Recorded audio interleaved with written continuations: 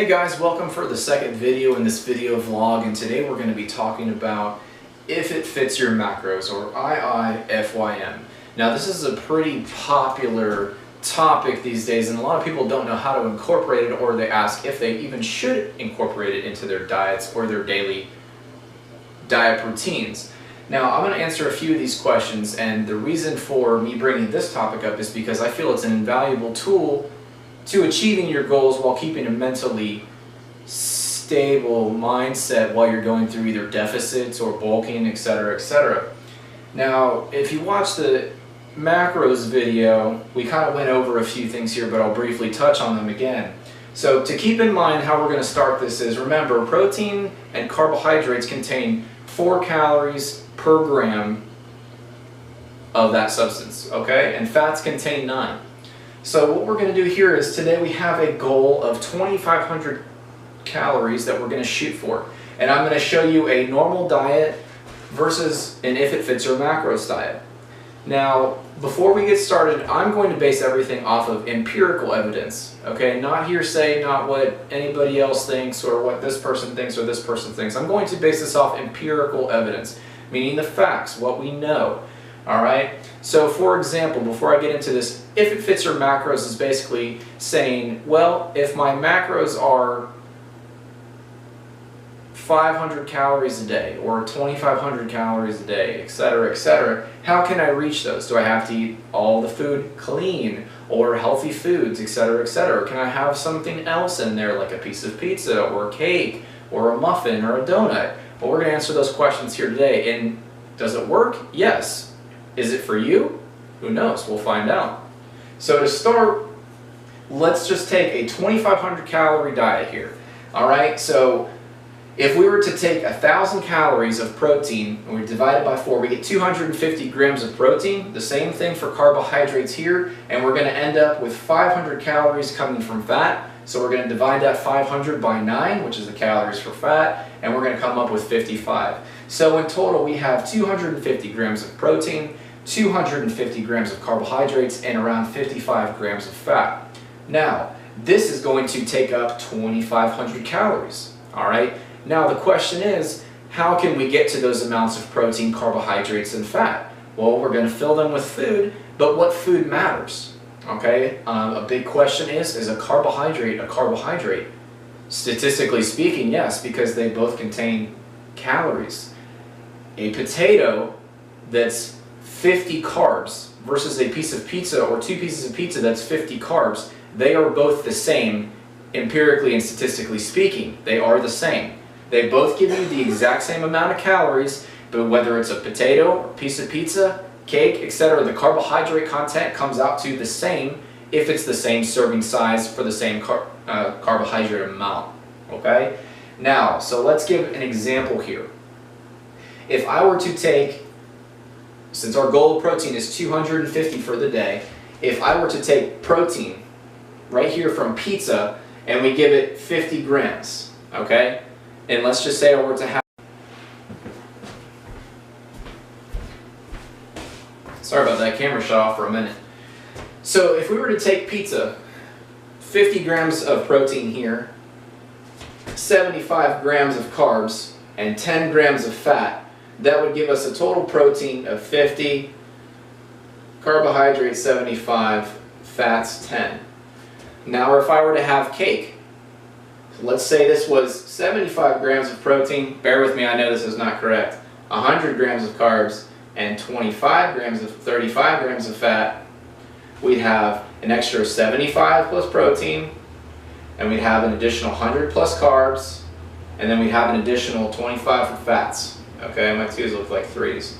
So you can see how this would add up. Alright, so statistically speaking, if we were to get to 250 grams of protein eating things like pizza, cake, sushi, ice cream, etc. all day, did we meet 250 grams or 1,000 calories of our 2,500 calorie goal? Yes, we did.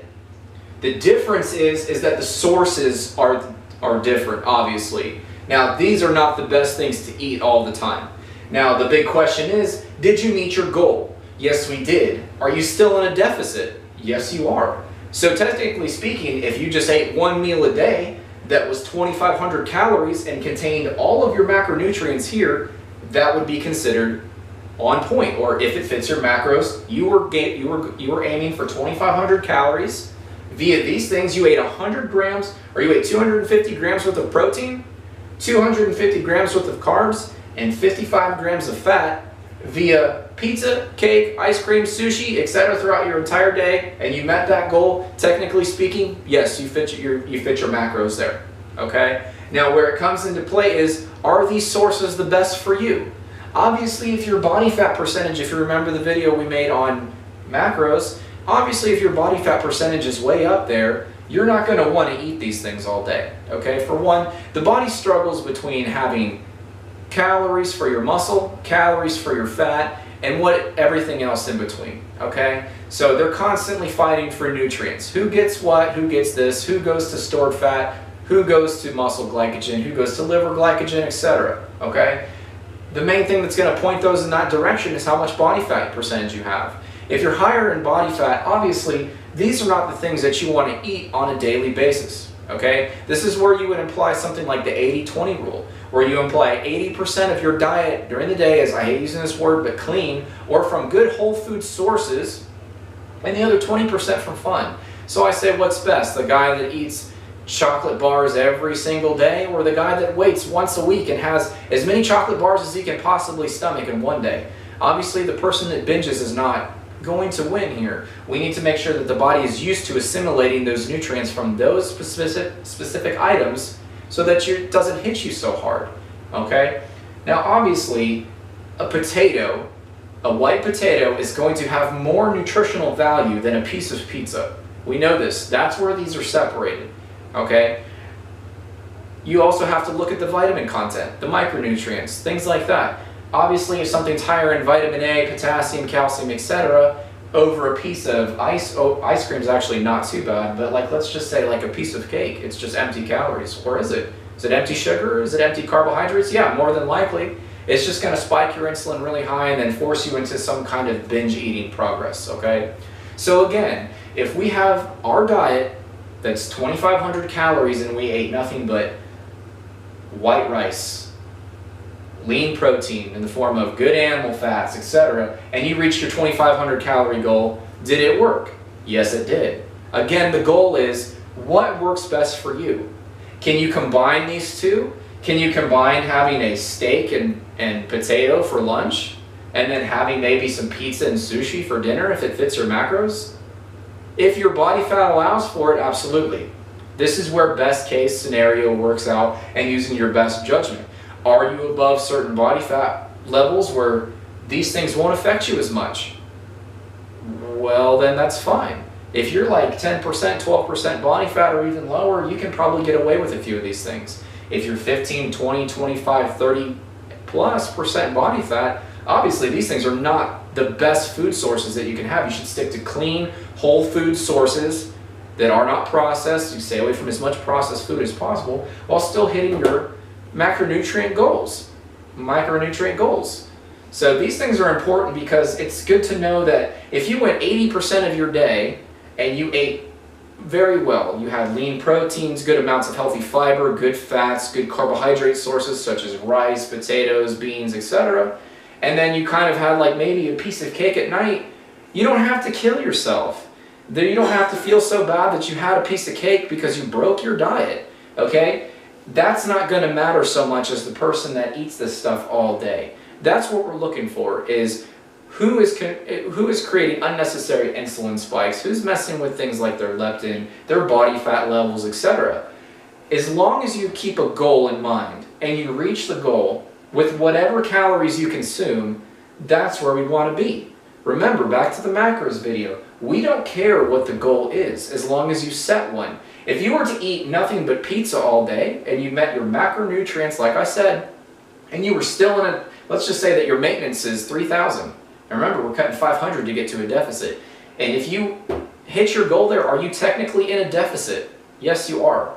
You're technically still in a deficit because you did not reach your 3,000 calories worth of maintenance calories. Okay? But, opposite end of the spectrum, did you do it properly? Who's to say? Are the carbohydrates the same? Are protein sources the same? Empirically, yes, because they contain the same amount of calories per item. All right, but the whole food sources are generally going to be your best bet. Now, this is basically a video for those that are so hardcore about their dieting that they forget and lose track of what's most important. Nobody can eat tilapia and broccoli 10 times a day. Not a single professional, not a single person, nobody. All right, nobody's doing that. For one, it's not good on your mental stability. Number two, your body needs certain things like glucose for brain function and other bodily functions. Okay, there's such a thing as the potassium or the sodium potassium pump, etc. in your body that requires a few of these things. All right, so you don't have to go all day and kill yourself and hate what you're eating. Eat what you like. If your diet is not comprised of things that you want to eat, you're not going to do it. That's the flat fact right there, Jack, is that if you are not consuming things that you want to eat in your daily diets, you're not going to follow your daily diet, and you're definitely not going to hit your goal, which is the most important thing. All right?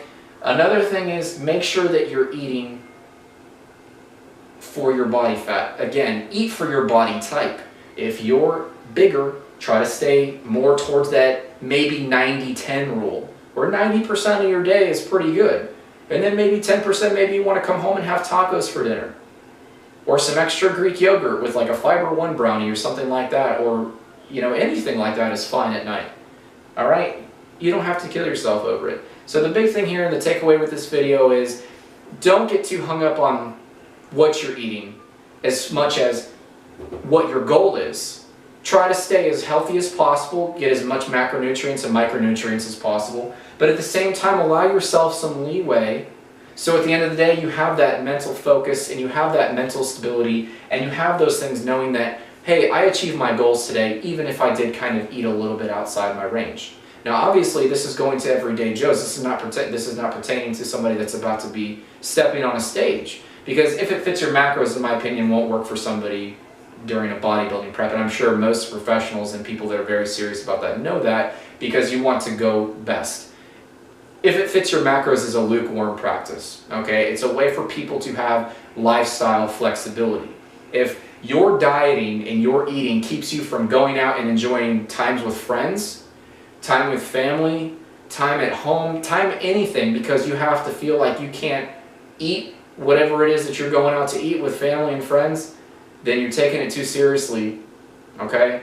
You need to not do that, because for one, it's going to really mess you up. You're the kind of person on Facebook that posts cake. Every post is cake, or I can't wait to eat this after show or something like that. Just allow yourself some flexibility, okay? Thanks for watching, guys. Tune in next week. We're going to be talking about nutrition and how it pertains to your specific workout and body type.